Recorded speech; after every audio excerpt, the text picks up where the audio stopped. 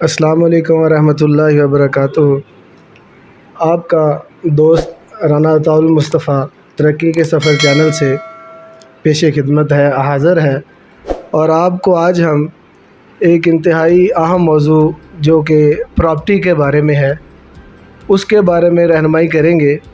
ہمارے پاس ایک ماہر قانون دان رانا انعام الرحمان صاحب بیٹھے ہیں، ان سے ہم پوچھیں گے کہ آپ ہمیں کیسے یہ پراپرٹی کے لینے میں جو احتیاطی تدابیر ہوتی ہیں ان کے بارے میں آپ ہمیں کیا بتائیں گے، کس طرح ہمیں پراپرٹی لیتے ہوئے احتیاطی تدابیر اپنانی چاہیے۔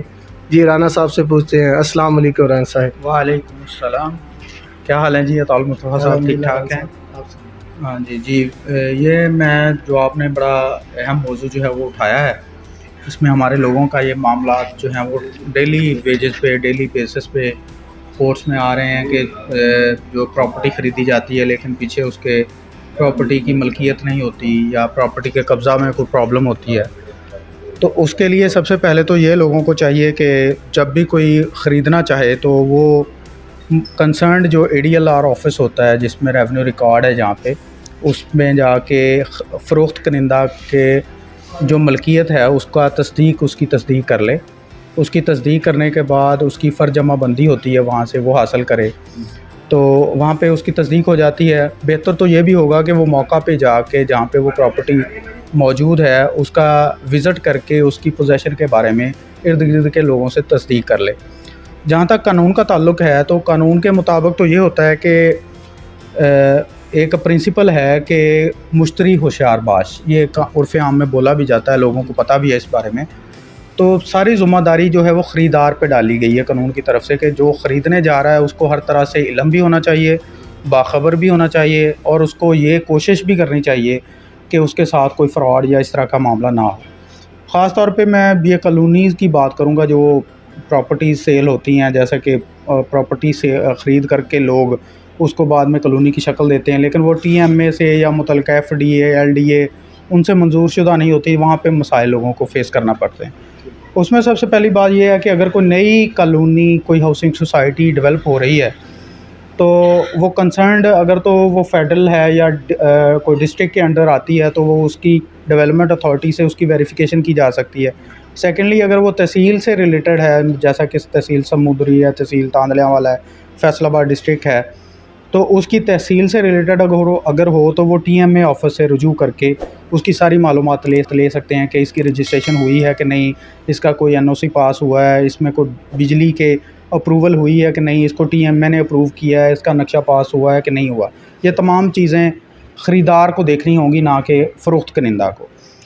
اور یہ جو ہیں وہ بیسک تو یہی ریکوائرمنٹ ہیں، مزید اگر کوئی ہے تو وہ یہ کتنے دنوں میں ہمیں یہ پلاٹ جو ہے اسے نام کروا لینا چاہیے؟ یہ احتیاطاً آپ وہ بھی تھوڑا گائیڈ کر دیں۔ نہیں، خریداری کے بعد تو فوراً جب آپ رقم کی ادائیگی کرتے ہیں، اگر تو آپ نے کوئی ارنسٹ منی دی ہے تو وہ جو آپ کا ٹائم فریم کوئی ایگریمنٹ آپ کا ہوا ہے اس کے مطابق آپ پیمنٹ کر دیں گے تو سیم ڈے آپ کو رجسٹریشن کروا لینی چاہیے۔ اور اس میں سب سے اہم بات عطا بھائی کہ جو ہمارے یا دیہاتوں میں جو دیہی علاقوں کے رہنے والے لوگ ہیں نا، ان میں ایک کانسیپٹ پٹواری کلچر نے ڈیولپ کیا تھا، وہ یہ تھا کہ انتقال کروایا جائے، جبکہ قانون کی منشا کے مطابق جو قانون رجسٹریشن ایکٹ 1908 کا ہے، 1908 کا بنا ہوا، اس کے مطابق یہ ہے کہ اگر 100 روپے سے زیادہ کی ٹرانزیکشن ہوگی تو اس کو رجسٹرڈ کروانا ضروری ہے، یعنی کہ عرف عام میں جس کو ہم رجسٹری کہتے ہیں، رجسٹرڈ سیل ڈیڈ کے ذریعے پراپرٹی اپنے نام پہ منتقل کروانی چاہیے۔ اور کیا یہ جو پراپرٹی نام کروانے سے پہلے کسی ماہر قانون دان، کسی وکیل سے، ایڈوکیٹ سے رابطہ کرنا چاہیے یا نہیں کرنا چاہیے؟ اس کے بارے میں آپ کی کیا رائے ہے؟ اس میں ایسے ہے بھائی جی کہ آپ کو ڈیفینیٹلی کسی بھی کنسرنڈ جو ایکسپرٹ ہو، کسی بھی فیلڈ کا جو بھی کام آپ کرنا چاہیں تو ایکسپرٹ سے اوپینین تو لینی چاہیے۔ خاص طور پہ اگر آپ پراپرٹی کا لین دین کر رہے ہیں تو میں تو ریکمینڈ یہ کروں گا کہ آپ اگر رجسٹرڈ سیل ڈیڈ کروانا چاہ رہے ہیں، مثلا پراپرٹی خرید کے اپنے نام پہ ٹرانسفر کروانا چاہ رہے ہیں، تو وہ پراپرٹی ڈیفینیٹلی کسی لا پریکٹیشنر، جو لیگل پریکٹیشنر ہے، جو ان تمام معاملات کے جو بریک نقطے ان کو جانتا ہے، ان کے ذریعے سے ہونے چاہیے۔ کیونکہ ایک جو جیسے ہمارے یہاں پہ وسیقہ نویس بیٹھے ہوئے وہ رجسٹریاں کروا دیتے ہیں، وہ ایک روٹین ورک میں چل رہا ہوتا ہے۔ ہر بندے کا لین دین، ہر بندے کا ایگریمنٹ، ہر بندے کی پراپرٹی کی نوعیت، حدود اربا، یہ تمام چیزیں ایک بندے سے مختلف ہوتی ہیں. تو چاہیے تو یہ ہے کہ ہر بندہ اپنے کونسل کو انگیج کرے، اس میں اس کے لیگل فی پے کرے، اور اس کے بعد اس کو جو ہے وہ رجسٹرڈ سیل ڈیڈ اپنے نام پہ کروا لے، جس میں بعد میں کوئی کسی قسم کا کوئی پرابلم نہ آ سکے. جی بہت مہربانی رانا صاحب. جیسا کہ آپ نے یہ ماہر قانون دان رانا انعام الرحمان صاحب ایڈوکیٹ ہیں ہائی کورٹ کے، ان سے سنا ہے، تو آپ نے ہمیں بہت اچھا گائیڈ کیا. تو انشاءاللہ ہم ترقی کے سفر میں ہم نیکسٹ ویڈیو اسی طرح لاتے رہیں گے. تو آئندہ بھی اگر کسی قسم کو کوئی بھی مسئلہ ہوا، انشاءاللہ ہم رانا صاحب کا نمبر بھی آپ کو دیں گے. کسی قسم کو کوئی بھی مسئلہ ہوا، انشاءاللہ ہم رانا صاحب کا نمبر بھی آپ کو دیں گے. اگر آپ کو کسی قسم کا کوئی مسئلہ ہے پراپرٹی کے بارے میں، تو آپ ان سے کنسرن کر سکتے ہیں. اوکے، اللہ حافظ.